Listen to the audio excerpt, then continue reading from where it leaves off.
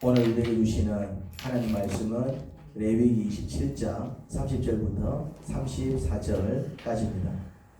땅의 10분의 1, 곧 땅에서 난 것의 10분의 1은 밭에서 난 곡식이든지 나무에 달린 열매이든지 모두 주에게 속한 것으로서 주에게 바쳐야 할 거룩한 것이다.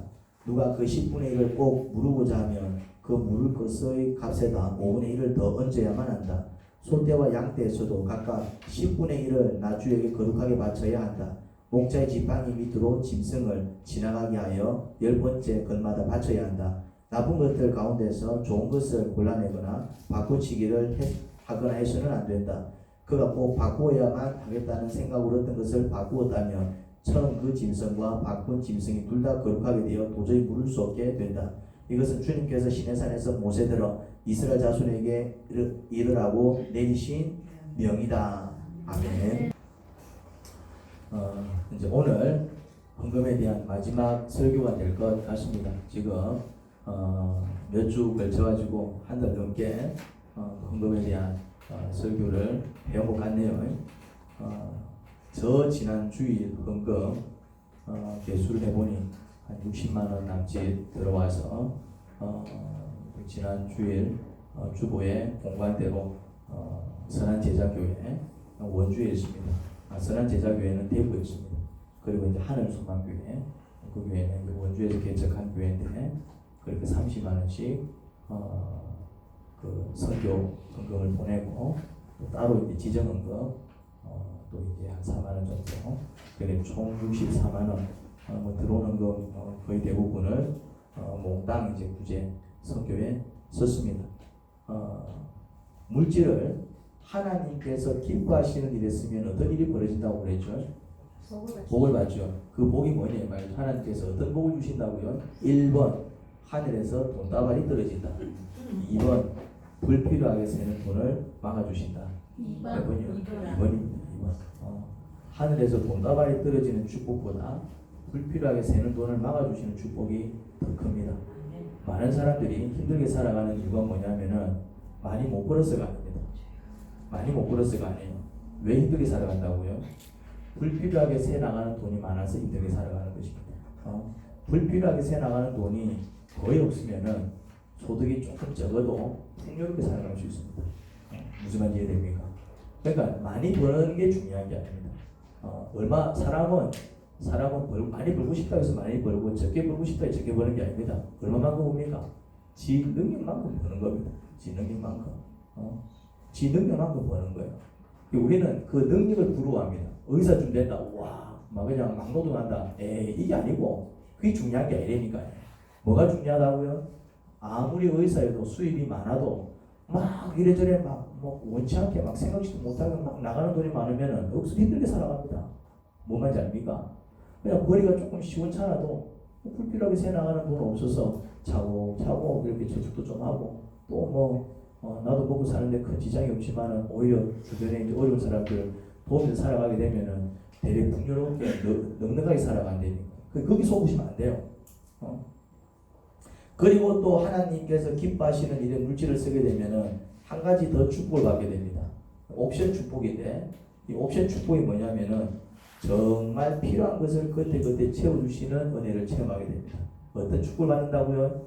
정말 필요한 것을 그때그때 채워주시는 하나님의 손길을 경험하게 됩니다. 제가 서울에서 전도사 사역을 할 때입니다. 저도 서울물을 좀 먹었습니다. 저도 한 2년쯤 살았습니다. 그래서 제가 서울을 좀 압니다. 제가 서울을 좀 알아요. 이렇게 TV에서 나오는 이제 서울 풍경이 많이 나오잖아요. 뭐 한강이라든지 뭐 육산 빌딩이라든지 뭐 아무튼 막 이렇게 유명한데 자주 나오잖아요. 저는 다 가봤습니다. 저는 서울물을 좀 먹어봤습니다. 물론 이제 20대 후반 벌써 시간이 많이 흐르는데 그때하고 좀 많이 달라졌겠지만 그래도 좀 압니다. 서울에 대해서 얘기하면은 제가 맞장구 치는 정도는 됩니다. 젊었을 때죠. 20대 후반 30대 되기 전이니까 그때 제가 교회로부터 받은 사회가 그때는 신대원 들어가기 전이었습니다. 학부 전도사였습니다. 대학원 출신 전도사가 그러면 사례가 많이 좀 적거든요. 그때 제가 받은 사례가 60만 원 받았어요. 60만 원. 자, 계산을 한번 해볼게요. 뭐 제가 이제 뭐 또 전도사고 저도 이제 신앙인이기 때문에 당연히 헌금생활을 했겠죠. 교회 바치는 헌금 11조 얼마 됐겠습니까? 그 6만 원. 내가 뭐 더 많이 할 수는 없고 그렇지만 이제 다 받은 것에 대해서 어쨌거나 사례니까 내 소득 아닙니까? 그래서 이제 11조 10분의 1 되는 6만 원을 떼어서 헌금을 했습니다. 그리고 저는 그때부터 개인적으로 지정헌금 생활을 했었기 때문에 지정헌금 6만 원을 또 따로 냈어요. 그리고 이제 세금은 고시원에서 생활을 하고 있었기 때문에 의료 보험료가 한 만 원 정도 나오더라고요. 그리고 뭐 다른 어떤 세금은 없었습니다. 그거는 뭐 내가 내기 싫어서 안 낸 게 아니고 나라가 내지 말라고 하니까 안 냈습니다. 세금은 나라가 내라고 하는 만큼 내면 됩니다. 그리고 이제 그때 고시원에서 생활했기 때문에 고시원비가 20만 원 정도 나가고 있었습니다. 그러면 얼마 남죠? 계산됐습니까? 얼마 남죠 그러면? 그러면 27만 원이 남습니다. 27만 원. 제가 서울에서 27만 원으로 살았습니다. 다시 질문하겠습니다. 그 당시 뭐 조금 시간 좀 지났지만 그럼에도 불구하고 그 당시 27만 원으로 서울에서 사는 게 가능했을까요? 불가능했을까요? 한번 살아보십시오. 불가능합니다. 서울하고 부산은 완전히 다릅니다. 개념이 다릅니다. 서울은 그 뭐지 우리나라에서 제일 잘 사는 동네가 아니고 서울은 세계에서 10위 안에 들어가는 도시입니다. 서울은 세계 안에서 10위 안에 들어간다니까요. 세계 안에서 도시가 뭐 뉴욕 뭐 이런 큰 도시들 있잖아요. 그런 도시들한테 못지않아요. 서울이 그런 곳입니다. 개념이 다릅니다. 27만 원을 가지고 서울에서 산다? 제가 이제 한 2년 정도 그렇게 살았었거든요. 이제 우리 아버지 사고 때문에 이제 갑자기 부산 내려왔습니다. 제가 이제 27만 원으로 어떻게 살았을까? 이 계산이 안 됩니다, 사실은. 다들 신기하게 생각했어요. 밥은 먹고 살아야지. 이래 생각이 다 말이죠. 특히 우리 집안 사람들은 예수님을 안 믿으니까. 그 당시 저는 집에서 단 1원도 받아 쓰지 않던 시기였습니다. 다른 수입은 일절 없었습니다. 우리 아버지가 뭐 용돈을 챙겨준다든지, 뭐 우리 어머니가 용돈을 챙겨준다든지 그런 건 전혀 없었습니다. 그런데 저는 그냥 하나님께서 주시는 돈으로 살았습니다. 그런데 왜 가능했냐면은 불필요하게 새 나가던 돈이 전혀 없었기 때문입니다. 그때 불필요하게 새 나가던 돈이 전혀 없었어요. 불필요하게 새 나가던 돈이 없으면은 27만으로 사는 게 가능합니다. 그리고 또 뭐가 있었냐면은 또 정말 꼭 필요한 것은 그때 채우시는 하나님의 손길이 있었기 때문에 가능했습니다. 그냥 그게 필요할 때 그냥 그게 생겨요. 무슨 말 이해됩니까? 옷이 필요하다. 옷이 필요하면 그때 옷이 생겨요. 그 다음에 내가 이제 조금 영양이 좀 부족하다. 그러면 이제 영양을 보충할 일이 좀 생겨요. 무슨 말 이해됩니까? 그걸 이제 다 얘기하자면 너무 이제 간증이 길어지기 때문에 그건 다음에 기회가 되면 어쨌거나 제가 27만 원으로 살면서 영양 실조 한 번 안 걸리고 그래서 제가 가진 게 아무것도 없어도 겁없이 교회를 개척할 수 있었던 이유는 그때 경험했던 하나님 때문이었습니다. 그때 내가 경험했던 그 믿음이 큰 자산이 된 것이죠. 하나님을 경험하면 좋습니다. 근데 하나님을 경험하려면 하나님을 경험할 수 있는 현장 속으로 들어가야 됩니다. 11조는 교회에 바치는 헌금이니 매달 헌금하는 것이 어렵지 않았습니다. 그냥 딱 계산해가지고 그냥 헌금하면 되는 거예요. 그거는 내는 게 힘들면 혹 힘들 수 있겠죠. 아까워 이래가지고. 근데 믿음이 있으면은 그거는 그냥 딱 계산해서 그냥 바치면 되는 거예요.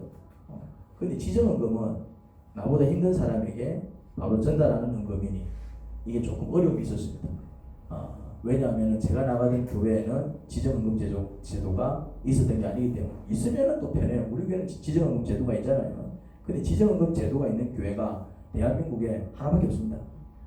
우리 교회밖에 없습니다. 그런데 몇 개 교회가 더 있습니다. 내비게이터 선교단체가 지정헌금 제도를 가지고 있기 때문에 내비게이터 선교에서 훈련받으신 목사님이 또 이렇게 목회하시는 교회는 있더라고요. 저도 거기서 훈련을 받았기 때문에 저는 단체에서 훈련 받은 건 아니지만 거기서 훈련 받은 목사님으로부터 이제 간접적으로 훈련을 받아서 우리 교회만 지정헌금 제도가 있는 건 아닌데 거의 드뭅니다. 여러분들이 알고 있는 교회는 다 없을 겁니다. 그런 교회는 조금 특별한 교회거든요. 일반 교회는 지정헌금이라는 말 자체가 없어요. 제한테는 그 당시 6만 원이라는 돈이 크죠. 60만 원 소득인데 6만 원 결국 적은 돈이 아닙니다. 하지만 또 이게 막상 힘든 사람한테 또 이렇게 전달하려고 할 때 그 사람한테는 또 그래 큰 돈이 아니라 정말 힘든 사람한테는 또 6만 원이 돈입니까? 지금 큰 일 때문에 어려움을 겪는데 그리고 또 제가 남들보다 힘든 생활을 하고 있었기 때문에 내보다 더 힘든 사람을 찾기도 쉽지 않아요. 그래서 이제 어떻게 했냐면은 지정헌금을 따로 모았습니다. 통장을 하나 만들어가지고 그냥 이렇게 따로 모았습니다. 6만 원씩 세이브를 시킨 것이죠. 그런데 이제 또 그거를 몇 달 모으니까 이게 또 얘기가 달라지더라고요. 한 5달 모으니까 이게 얼마 준답니까? 30만 원 되잖아요. 30만 원이면 사실은 좀 그래 적은 돈이라고 하긴 어렵습니다. 그때 우리 교회 청년 어머니가 버스 이 라지에털 파열로 버스는 이제 그 의자 밑에 그 이렇게 뭐가 있잖아요. 그게 빵 터지면서 화상을 이제 입었나 보더라고요. 하필 그 의자 그 라지에터 있는 고비 안에서 이게 빵 터지면서 이제 화상을 입었는데 이제 그 친구 그 청년 아버지는 이제 알코올 중독으로 이제 입원 치료를 받고 있었고 전혀 이제 가장 노릇을 못 하고 있을 때죠.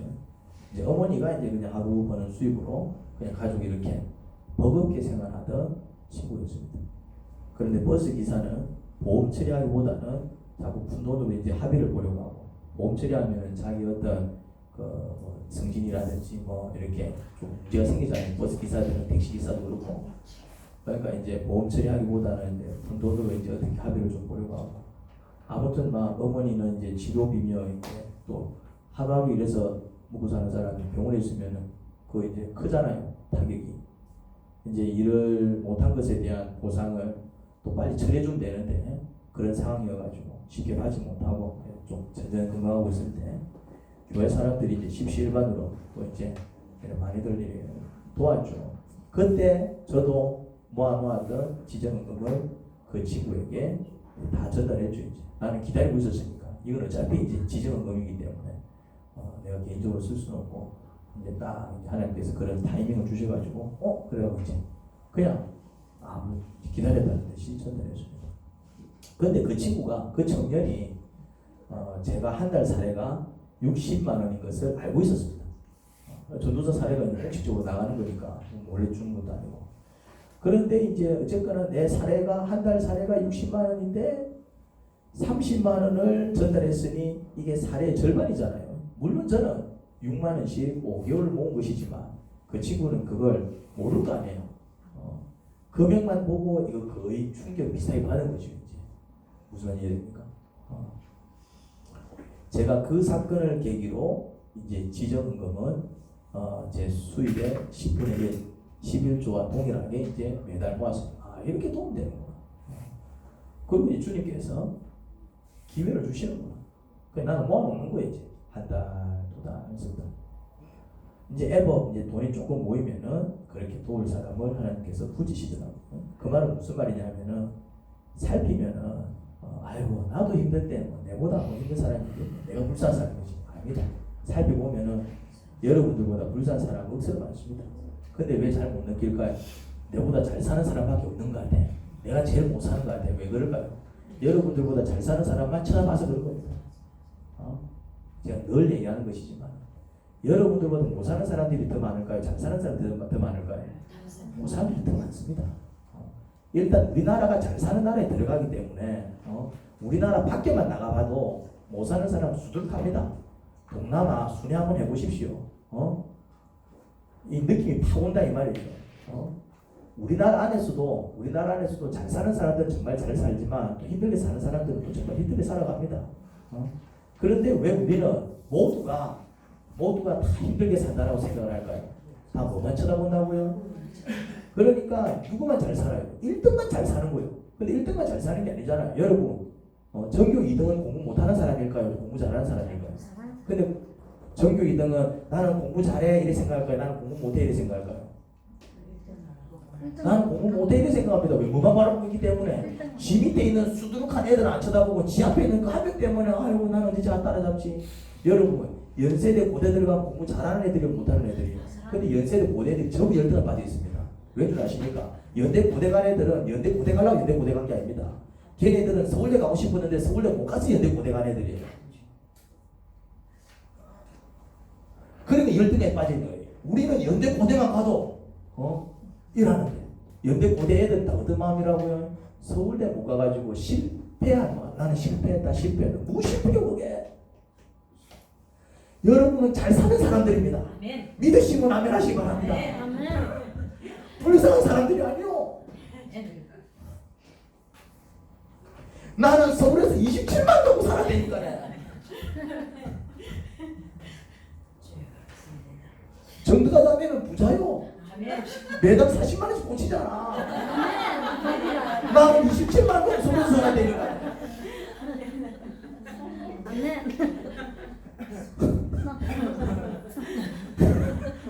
문자가 이제 하나 날라왔는데 이제 어떤 전도사님 지금 목사님 되셨죠 그때 이제 학비를 마련 못해서 이제 좀 기도해 달라는 요청이었습니다.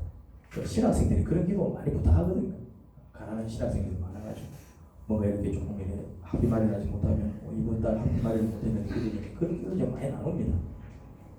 그냥 의뢰 이제 그런 기도 제목들을 많이 나눠요. 나도 이제 그러면 부탁받으면 네 알겠습니다. 기도하겠습니다. 하나님이 채워주실 겁니다. 그렇게 답을 한다 이 말이죠.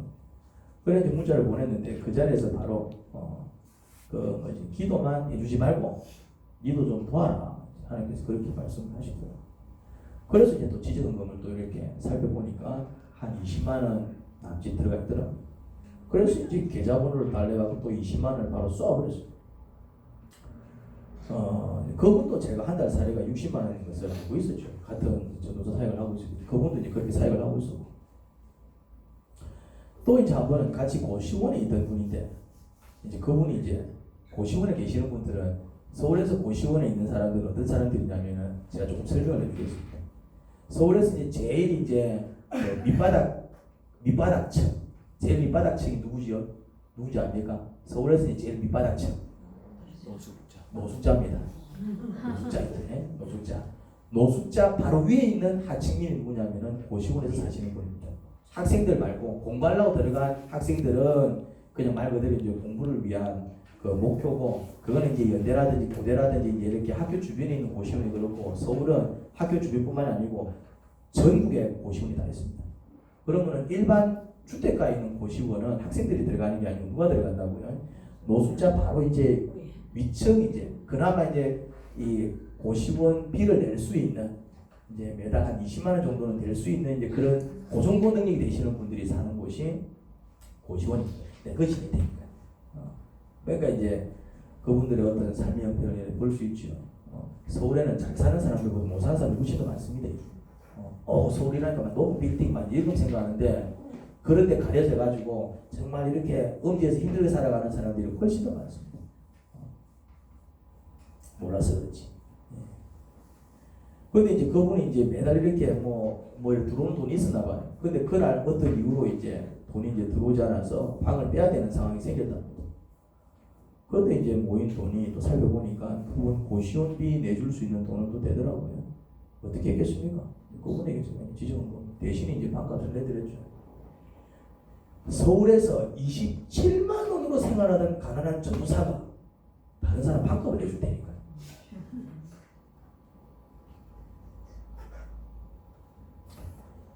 제가 그렇게 이제 몇 가지 사례만 제가 얘기를 했습니다. 지정헌금 생활을 한 것이죠. 물론 이제 11조 생활을 당연히 했고요. 이거는 이제 교회 바치는 그때부터 이제 시작된 지정헌금 생활을 지금까지 하고 있습니다. 우리 교회는 헌금과 후원으로 운영을 합니다. 헌금과 후원으로 운영하거든요. 그러면 이제 이렇게 개수를 해보면은 많이 들어오면은 정말 한 300-400 들어올 때도 있지만은 그건 이제 한 번씩 조금 이제 후원금이 많이 들어왔을 때 얘기고, 보면 평균 이제 한 200만 원 아니면 이제 400만 원 그 사이 내려왔다 갔다 하더라고요. 그럼 제가 이제 생활비로 가져가는 게 이제 대충 계산해 보니까 한 100만 원 정도 가져가더라고요. 뭐 관리비 내고 또 이제 보험료 이렇게 내고 그리고 이제 뭐 생활하는 또 먹고 살아야 되니까 대충 이렇게 계산해 보니까 한 100만 원 안팎으로 가져가더라고요. 나머지는 이제 교회 운영비 이제 목회 활동비로 쓰지. 넉넉한 돈은 아닙니다. 그런데 매 수입의 10분의 1을 항상 떼서 그것을 부재 선교비로 씁니다. 예를 들어서 200만 원 들어왔다. 계산한다 이 말이죠. 한 달 다 수입을 계산을 하거든요. 그러면 이제 어떻게 한다고요? 10분의 1을 떼는 겁니다. 그럼 20만 원 떼는 것입니다. 뭐 250 들어왔다. 그럼 어떻게 한다고요? 계산해 보니까 그럼 이제 25만 원 떼는 것입니다. 그럼 뭐 20만 원, 25만 원 가지고 뭐 교회가 뭐 부재 선교하기에는 사실은 그래 큰 금액이 아닙니다. 근데 어떻게 한다고요? 그냥 모아요. 이제 몇 개월 모으면은 20만 원, 뭐 서너 달 모으면 그것도 한 6, 70만 원 되는 거고요. 그동안 교회 이름으로 많은 구제 선교를 해왔습니다. 어느 교회 사모님 또 암 수술을 받는데 내가 이제 뭐 수술비를 대신 내주지는 못해도 또 이렇게 세이브된 거 있으면은 그걸로 이제 구제 선교하고 또 시골 교회 담임 목사님 또 치과 수술로 이 치과는 수술 받으면 도덕성을 깨지잖아요. 카드 끌고 가지고 이제 막 그렇게 이제 그럼 내가 대신 갚아주지는 못해도 또 이제 지정헌금 들어와 있는데 적지 않은 돈 헌금하는 거 몇십만 원 헌금하는 거예요. 이제 놀래죠. 개척교회가 몇십만 원씩 헌금하면은 얼마나 놀랍니까? 거의 뭐 그 다음에 이제 뭐 개인 파산 나서 막 빚더미 하는 사람에게 적지 않은 돈을 헌금하고 아무튼 그런 식으로 우리 교회도 후원으로 운영하는 주제에 어쨌든 모든 수입의 10분의 1은 항상 따로 떼어놓았다가 도울 만한 교회 혹은 개인을 만나면 그렇게 구제 선교를 해왔습니다. 해왔다만 4월 노회를 지나면 제가 이제 전임 목사가 되는데 그러면 교회가 이제 공식적으로 직분자를 세우는 게 가능합니다. 얼마 안 되는 재정이지만 그걸 몇 개월 모으면 조금 이제 목돈이 되잖아요. 지금까지는 저 혼자 그런 일을 티내지 않고 해왔지만 앞으로는 직분자를 세워서 이제 교회의 일을 그 짐을 직분자들과 이제 함께 지고 갈 생각입니다. 직분자가 되면 헌금을 많이 내라 그런 얘기가 아니니까 얼굴을 펴시기 바랍니다. 지금 하고 있는 재정으로 함께 나가겠다 이 말입니다. 따로 뭐 더 이렇게 뭐 헌금을 모아가지고 한다는 얘기가 아니라 저는 그렇게 하지 않습니다. 언제든지 헌금을 어떻게 한다고요? 그냥 하나님께서 주신 형편 속에서 해나가는 것입니다. 많이 부어주시면은 많이 하면 되고 그냥 뭐 좀 적게 부어주시면은 적게 하면 되는 거예요. 뭐 더 하겠다 그럴 필요도 없어요. 주님께서 주시는 분량 안에서 그러니 뭐 무리하게 뭐 구제 선교하겠다 그 얘기 아닙니까? 뭐 이제 또 직분 세워갖고 막 이제 또 헌금을 또 끌어모을 그런 거 안 할 거니까 걱정하지 마시기 바랍니다. 아무튼 제가 얘기하고 싶은 거는 뭐냐면은 그렇게 하나님께서 기뻐하시는 일에 물질을 쓰게 되면은 어떤 축복을 받는다고요? 우리 교회가 주님께서 기뻐하시는 일을 했다고 해서 돈다발이 떨어진 적은 한 번도 없습니다. 그러니까 이제 이 모양 살아가는데 그렇다고 해서 우리 교회가 사실은 남들이 볼 때는 참 굉장히 어려운 교회지만 그래도 어려움에도 불구하고 다른 교회 못지않게 많은 선한 일을 하며 살아왔습니다. 자부심을 가지기 바랍니다. 그런 겁니다. 그런 거. 그게 복된 삶이니까. 그리고 또 뭐가 있습니까? 하나님께서 기뻐하시는 일에 돈을 쓰니까 어떤 돈이 없다고요? 불필요하게 새나가는 돈이 없다는 말이죠. 저는 좀 돈 때문에 막 머리 싸맨 적이 없습니다. 돈 때문에 이번 달 뭐 월세를 어떻게 내야 되지? 이번 달 이거 어떻게 해야 되지? 이거 어떻게 메꾸지? 저는 보니까 그런 걱정을 해본 적이 없어요. 그런 일로 시달려 본 적이 없어요. 무슨 말입니까? 그렇게 불필요하게 돈이 새 나간 적이 없었다는 뜻입니다. 두 번째, 또 꼭 필요한 뭔가 이렇게 재정적으로 필요한 부분들은 그때 필요한 만큼 하나님께 채워주셨어요. 어쨌거나 제가 뭔가 이렇게 필요해갖고 여러분들한테 여러분 교회 지금 이런 게 필요합니다. 헌금 좀 하십시오. 제가 그 설교 6년 동안 아무도 안 했습니다. 들어본 적 있습니까 저한테? 없습니다. 그런 소리 형태 본 적이 없다니까요. 그런데 옆에 교회 가보십시오. 그런 소리 역수로 가야 합니다. 우리 교회보다 잘 사는데도 그런 소리 역수로 가야 합니다. 저는 그런 설교 한 번도 안 한 게 복이라고 생각합니다. 왜 그런 설교를 안 했을까요? 하나님께서 그때 채워주시는데 내가 왜 굳이 하시는 소리를 여러분들한테 하냐 이 말이지.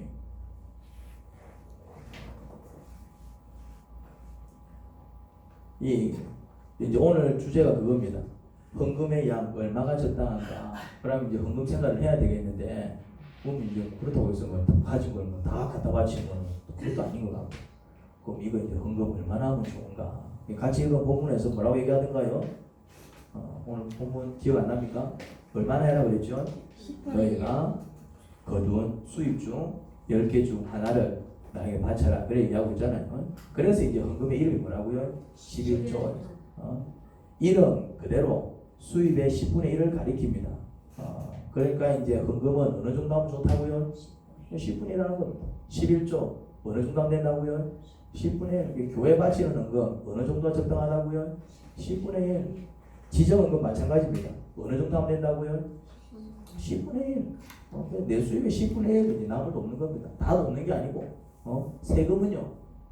세금은 이제 나라에서 내라고 하는 만큼 내면 되는데, 근데 세금의 기본량도 10분의 1인 것 같아요. 여러분들이 물건을 살 때마다 내는 세금이 얼마인지 압니까? 하면 10분의 1이 나가잖아요. 물건을 구입할 때마다 카드 꺼보면은 딱 세금이 붙잖아요. 밑에 보면은 딱 10분의 1이 붙잖아요. 세금도 보면은 기본 금액이 10분의 1인 것 같아요. 왜 줄 아십니까? 세금 제도가 11조에서 갔거든. 서양의 이 세금 제도는, 우리나라 세금 제도는 그렇지 않은데, 유럽이라든지 미국의 세금 제도는 어디서 왔다고요? 11조에서 왔거든. 그래서 그런 기본 구조를 가지고 있습니다. 물론 소득에 따라서 더 많이 내는 사람도 있고, 더 적게 내는 사람도 있고, 뭐 안 내는 사람도 있지만, 그런데 10분의 1이 결코 적은 양이 아닙니다. 10개 중에 하나 이러니까 뭐 쉽게 생각할 수 있겠지만 막상 11조를 드리려고 하면은 적은 양이 아닙니다. 자, 계산해 봅시다. 내가 100만 원 봅니다. 그러면 10분의 1 얼마입니까? 10만 원. 자, 보통 이제 일반 사람들이 서민들이 버는 수입이 뭐 한 200, 300 되잖아요. 그러면 300 번다. 그러면 이제 11조 얼마입니까? 30만 원. 자, 30만 원 드립니다. 자, 그냥 막 편안하게 드릴 수 있습니까? 아니면 손 드릴까요? 자, 수입을 조금 더 이제 올려봅시다. 한 500 버시는 분이 있을 거 아닙니까? 500 벌면 이제 얼마 받쳐야 됩니까? 50 받쳐야 됩니다. 1000만 원 벌면. 이제. 그러면은 뭐 1000만 원 버는 사람은 100만 원 헌금 못 하겠나? 그거는 이제 우리 생각이고, 진짜 1000만 원 버는 사람이 100만 원 헌금 하려고 할 때 손 들릴까요? 안 들릴까요? 무슨 말이냐면 적은 돈이 아니다 이 말이죠. 결국 적은 돈이 아닙니다. 그리고 11조 10분의 1, 지정헌금 10분의 1, 그리고 세금은 세금대로 따로 내면 그 양이 전체 소득의 10분의 2, 10분의 3 이렇게 됩니다. 하지만 헌금의 기본 전제는 믿음입니다. 제가 늘 얘기하지만 헌금의 기본 전제는 믿음입니다. 내 모든 소유 하나님께서 주셨습니다. 그 믿음이 없이 헌금하기는 어렵습니다. 하나님으로부터 받았다라는 믿음이 있을 때 이렇게 돌려드리는 것은 그렇게 어렵지 않습니다. 근데 그 믿음이 없는 상태에서는 어떤 일이 벌어진다고요? 마치 생돈이 나가는 느낌이 들기 때문에 손이 발발발 떨린다. 믿음이 없이는 헌금하기 어렵습니다. 그래서 그런 믿음이 있는 분들은 그래도 내가 이렇게 내 건강을 지켜주시고 내가 이렇게 벌 수 있는 이유 하나님이 주신 은혜다. 그런 믿음이 있는 분들은 아까워하지 말고 헌금 생활을 하시기 바랍니다. 그런 믿음이 있는데도 불구하고 물질이 아까워 인색하게 헌금 생활을 하면 정말 하나님의 도움을 받아야 할 때 못 받습니다. 무슨 말인지 이해됩니까? 하지만 그런 믿음이 있어서 더 드려야지만 이것밖에 못 드려 죄송합니다. 그런 마음으로 그냥 아낌없이 헌금 생활을 하면 제가 몇 주에 걸쳐 말씀드린 헌금의 축복을 누리게 됩니다. 그런데 아직 그런 믿음이 없는 경우도 있지요. 그런 경우에는 아직 믿음이 없는 건 어쩔 수가 없어요. 여전히 내가 번 거 내 노력으로 보느라고 내 소유 다 내 것 같은데 아직 이제 주님에 대한 믿음이 부족한 것이 있죠. 뭐 그런 경우에 막 억지로 막 강요할 수는 없습니다. 그런 경우에는 본인이 할 수 있는 만큼 정해서 헌금 생활을 시작하면 됩니다. 그냥 본인이 알아서 이 정도는 내가 할 수 있을 것 같아. 뭐 1000원이든 10,000원이든 자신이 부담 없이 헌금할 수 있는 양을 정해서 헌금 생활을 하시면 됩니다. 그러다 신앙이 자랍니다. 신앙이 자라서 내 가진 모든 것 다 주님께서 주신 것이다. 주께서 지켜주셔서 내가 이렇게 사는 것이고 내가 이만큼 사는 것이다. 이제 그 은혜에 대한 감사와 감동이 넘치게 되면은 믿음을 갖게 되면은 그때는 아까워하지 말고 담대히 하나님을 위해서 물질을 쓰는 삶을 사셔야 합니다. 매달 보험료를 내는 보험회사의 보험금보다 훨씬 더 보험금이 클 겁니다. 보험회사는 그 보험회사 보험금은 보험료에 따라서 결정나지요. 맞죠? 내가 내는 만큼 받는다 이 말이죠. 보험료가 적으면은 뭐 보험도 적은 것이고 내가 이제 보험료를 많이 내면은 뭐 일이 터지면 많이 받잖아요. 하지만 헌금 생활에 대한 하나님의 축복은 헌금 양에 따라서 결정되는 게 아닙니다. 뭐에 따라서 결정된다고요? 드리는 자의 마음 자세. 많이 가진 것 중에서 많이 내는 자보다 보잘것없는 양이어도 그것이 가진 것 전부라면 누가 더 큰 축복을 받는다고요? 부자입니다. 그래서 믿음이 좋아서 뭐 헌금을 10분의 2, 10분의 3, 심지어 10분의 3 어떤 사람은 절반 아니 전부를 다 바치면 어떤 일이 벌어질까요? 그때는 뭐 축복도 어마어마하게 받습니다. 드린 만큼 축복을 받습니다. 많이 심는 자는 많이 거두고요. 적게 심는 자는 적게 거둡니다. 그러니 헌금을 많이 해라. 제가 그런 이야기를 하는 게 아니고요. 뭐가 중요하다고요? 여러분의 믿음을 따라서. 믿음을 따라서. 믿음이 크지 않으면서 아직 그런 믿음도 없으면서 헌금 많이 하면 복 받는다더라 해서 그런 음흉한 마음으로 헌금을 많이 하면 어떤 일이 벌어진다고요? 큰일 납니다. 헌금 많이 하면 복 많이 받는다더라. 이거는 미신이요. 미신이다 이 말이죠. 그래서 제가 늘 얘기하는 게 그거예요. 한국교회 목사님들이 다른 설교는 다 바르게 하는데 헌금과 관련된 설교는 거의 99% 엉터리입니다. 듣지 마십시오. 제가 들어봤을 때 헌금과 관련된 설교는 대부분 다 엉터리입니다. 성경적이지 않습니다. 가만 들어보면은 헌금의 원리를 가르치는 게 아니고 가만 들어보면 무슨 얘기냐면은 헌금 좀 많이 내서 그런 설교를 하고 있습니다. 그런 설교를 왜 하냐 이 말이지. 왜 교인들한테 헌금 좀 많이 내서 그런 얘기를 말하냐 이 말이에요. 무슨 말 이해됩니까? 목사는 그런 얘기 할 필요가 없어요. 헌금 좀 많이 하세요. 그래 교회가 돌아갑니다. 거짓말입니다. 헌금으로 교회가 돌아가는 게 아니에요. 교회는 기도로 돌아가는 것이지. 무슨 말 이해됩니까? 가만히 들어보면 헌금의 원리를 설명하는 게 아니고 뭐 설명하고 있다고요? 여러분 헌금을 많이 내십시오. 그 얘기하고 있어요. 헌금 많이 내면 복 받습니다. 막 그래서 하고 말이죠. 물론 헌금을 많이 내서 복 받는 경우도 있습니다. 그 조건이 갖춰졌을 때 복 받는 것이지 헌금 많이 내고 저주받은 사람들도 수두룩 합니다. 나 많이 봤어요. 그래서 이렇게 유튜브라든지 아니면 다른 교회에서 설교를 들을 때 뭐 다른 말씀에는 다 아멘하셔도 되지만은 헌금과 관련된 설교는 아멘하지 마시기 바랍니다. 절대로 하나님은 여러분들한테 헌금 내라 그 얘기 안 하셨어요. 무슨 생각하라고 하셨습니까? 감사해라. 내가 너에게 베풀어준 복에 대해서 감사해라. 그 감사의 표현이 헌금이지. 하나님이 헌금 많이 해라 그런 얘기 한 적 없습니다. 아무튼 그렇다고요. 알고 신앙생활 하시기 바랍니다. 하지만 이제 하나님께서 믿음을 주시고 알게 하시면 믿음을 주시고 알게 하신다 이 말이죠. 깨달음이 있다 이 말이죠. 믿음이 생겨서 감사가 생기고 찬양이 생긴다. 그때는 결단해서 10분의 1도 10분의 2도 헌금하시기 바랍니다. 이제는 믿음을 가졌고 알만한 자가 인색하게 헌금하면 되려 하나님의 축복도 인색하게 받게 됩니다. 알만한 자가 이제는 믿을 만한 자가 충분히 하나님께서 보여주셨고 느끼게 하셨고 알게 하시는데도 불구하고 여전히 아까워서 손 바들바들 떨고 있으면 그거는 오히려 하나님 앞에 죄 짓는 겁니다.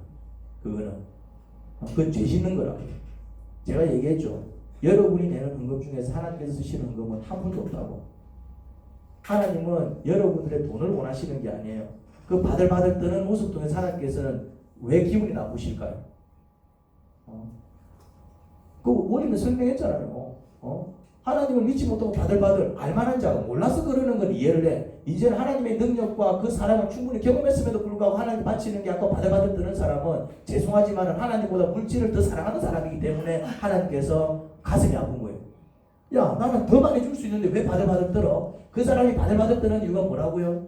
하나님보다 그 물질을 더 사랑하기 때문에 바들바들 거예요. 하나님께서는 거기서 서운하신 거예요. 왜 돈을 더 사랑해? 내 더 많이 줄 수 있는데. 그러면 그 돈이 니한테 얼마나 복주나 한번 봐봐. 이래 된다 이 말이죠. 이래 되는 겁니다. 물론 이제 신앙생활 해가지고 아직 하나님 잘 모르고 몰라서 뭐 아까워하는 거는 당연한 거예요. 그거는. 그런데 하나님의 능력도 경험하고 막 치료도 받고 막 하나님께서 함께 하시니까 안 될 것도 되네. 그런 걸 경험한 사람이 여전히 하나님을 바치려는 거 바들바들던다. 이런 거 이제 그때는 얘기가 달라지는 것입니다. 그거는 결론 난 거예요. 하나님보다 그 돈을 더 사랑하는 거예요. 지금 아쉬울 때만 하나님을 찾고 평소에는 돈을 섬기며 살아가는 사람입니다. 하나님은 거기서 이제 마음이 상하시는 거예요. 야, 돈도 사랑하면 안 되는데 네 돈 때문에 울게 된다 그 얘기인 거예요. 진짜 돈 때문에 우는 일이 생겨버려요. 또 무슨 말인지 알겠습니까? 아직 믿음이 없어서 헌금을 못하는 건 어쩔 수 없어요. 그런 사람한테 야, 네 헌금 못하고 헌금해야 못 받지 헌금 안 하면 못 받지 이래하면 안 됩니다. 그 사람은 이제 하나님을 경험해서 믿음을 가질 수 있도록 도와야 되는 것이고, 믿음이 있음에도 이제 자신이 가진 건 모두 하나님께 주신 은혜인 줄 깨달았음에도 불구하고 돈이 아까워 인색하게 헌금하는 것은 악한 모습입니다. 그건 하나님을 무시하는 모습이다 이 말이죠. 그때는 하나님께서 그것을 일깨워 주시기 위해서 이제 그게 이제 그런 인색한 마음과 그런 모습이 죄라는 사실을 일깨워 주기 위해서 때로는 좀 내버려 두십니다. 그러면 네 마음에 한번 해봐요. 어떤 일이 벌어지나. 여러분, 헌금의 양은 10분의 1이 적당합니다. 성경에서는 그렇게 고면하고 있습니다. 10개 중에 하나를 바쳐라. 10개 중에 하나는 거룩한 것이다. 이렇게 얘기하고 있죠. 하지만 믿음이 없어서 10분의 1을 바치려니 아직 손발이 벌벌벌 들리면은 할 수 있는 만큼 정해서 하시다가 믿음이 생기면 그때 결단해서 또 제대로 된 헌금 생활을 해보시기 바랍니다. 그래야 복 받는 삶을 삽니다. 그러면은 10분의 2, 10분의 3 혹은 그 이상 바치면 안 됩니까? 나는 10분의 2 바치고 싶은데요. 됩니다. 바쳐도 됩니다. 대신 조건이 있습니다. 그 조건이 뭐죠? 자신이 원해서. 내가 그럴 만한 이유가 있어서. 대신 그런 경우에는 심어만큼 거둡니다. 10분의 1만 바치면 되는데 10분의 1을 바쳤으니까 남들보다 2배 아니 그 이상 복을 받습니다. 억지로 하면 문제가 되지만 내 모든 것 하나님께서 주셨다. 그래서 감사합니다.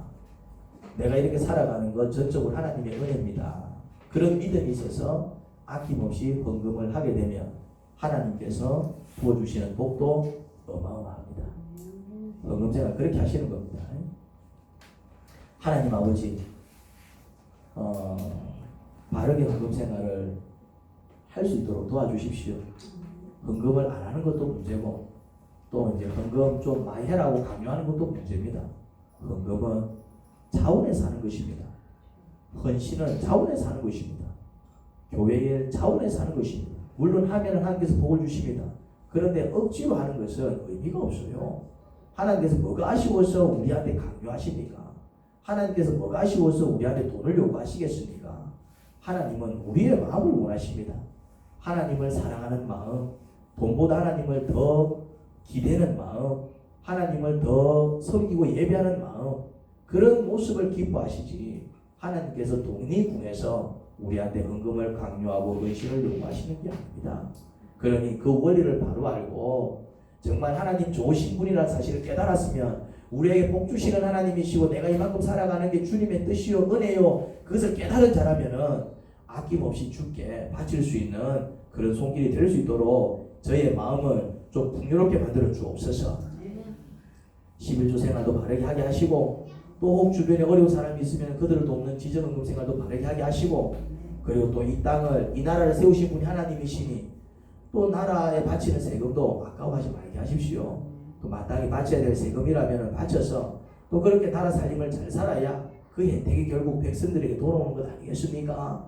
하나님, 그러니 그냥 어떻게든 내 수중에 들어오는 거는 좋아 죽고 내 손에서 떠나가는 돈은 아쉬워하는 그런 어리석은 삶을 살지 말게 하옵소서. 돈을 벌어도 정직하게 벌게 하시고 또 쓸 때도 정말 하나님께서 기뻐하시는 그 원리와 원칙에 따라서 또 그렇게 물질을 쓰게 하소서. 예수님 이름으로 기도합니다. 아멘.